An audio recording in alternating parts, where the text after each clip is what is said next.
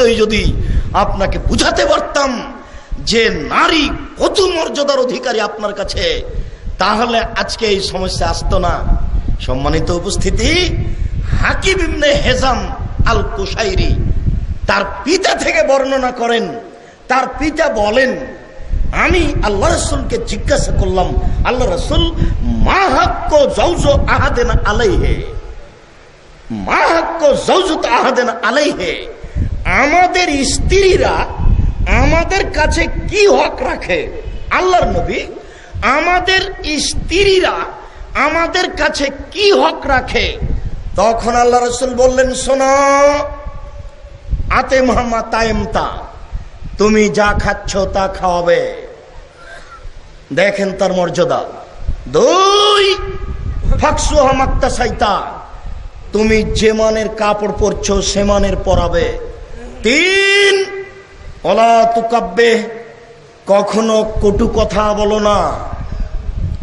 কটু কথা বললেই তার মর্যাদার হানি হবে। তরকারি জ্বলে গেলে গালি দেওয়া তো বহু দূরের কথা, ভাতে তরকারিতে লবণ বেশি হলে গালি দেওয়া তো বহু দূরের কথা। ওই সময়তে আপনি তরকারিতে লবণ বেশি হয়েছে এই কথাই বলতে পাবেন না। এটাকে আল্লাহ রাসূল বন্ধ করে রেখেছেন। তিনি বলেছেন, আবু হুরায়রা রাদিয়াল্লাহু তাআলা আনহু বলেন, মা বা রাসূলুল্লাহ সাল্লাল্লাহু আলাইহি ওয়াসাল্লাম তামান কাত্ত ইনিস্তাও আকালাহু ওয়া ইন কারাহু তারাকাহু।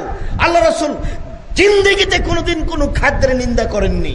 খেতে বসে যদি ভালো লেগেছে খেয়ে ফেলেছেন, যদি ভালো লাগেনি ছেড়ে দিয়েছেন, মন্তব্য করেননি। স্ত্রীকে গালি দেওয়া তো দূরের কথা, কটু কথা বললেন কেন? শুনুন, জিন্দেগিতে কোনোদিন স্ত্রীকে 3টা কথা বলবেন না।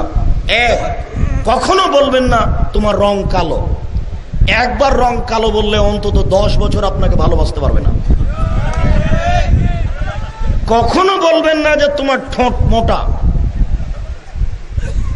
এরকম একবার বললে তার ভালোবাসা আপনার থেকে বের হয়ে গেছে, তার থেকে এটা বের হয়ে গেছে। কখনো শ্বশুর শাশুড়িকে গালি দিবেন না। একবার যদি শ্বশুর শাশুড়িকে গালি দেন, মরা পর্যন্ত এটা ওরা ভুলবে না, আপনাকে আর ভালোবাসতে পারবে না। ভালোবাসা জানালে ওই আপনি যে তার বাপ মাকে গালি দিয়েছেন ওটা তার অন্তরে আঘাত করবে। খুব সাবধান। আল্লাহ রাসূল সাল্লাল্লাহু আলাইহি ওয়াসাল্লাম বলছেন তাকে কটু কথা বলো না। দেখেন তার মর্যাদা আপনাকে আমি কি দিয়ে বুঝাই। তিনি বলেন, ওয়ালা তাজরিব আলাল ওয়াজহি, কখনো মুখের উপরে মারো না। 5, ওয়ালা তাহাজুর ইল্লা ফিল বাইতে, বাড়ি ছাড়া তাকে কোথাও থাকতে দিও না, কোথায় যেতে দিও না। যেতে দিলে, থাকতে দিলে তার মর্যাদার হানি হবে। আপনি কি মারা গেছেন? না আপনার বড় ছেলে মারা গেছে, আপনার বউ বাজারে গেল মানে? আপনার স্ত্রী বাজারে যাবে কেন? কখন থেকে আপনি অন্ধকারে কাপুরুষ হয়ে গেছেন? খারাপ লাগে না? আপনি কি মারা গেছেন? আপনার বড় ছেলে কি মারা গেছে? সব কি কবরে চলে গেছে? তাকে বাজারে যেটা করতে হবে কেন? তার মর্যাদার হানি করলেন কেন? বউ হিসাবে নিয়ে এসেছেন, স্ত্রী হিসাবে। রাসূল সাল্লাল্লাহু আলাইহি ওয়াসাল্লাম যে মর্যাদা দিয়েছেন তা যথাযথভাবে বাস্তবায়ন করুন। অট্টালিকার মধ্যে রাখেন, নইলে কুঁড়ে ঘরের মধ্যে রাখেন।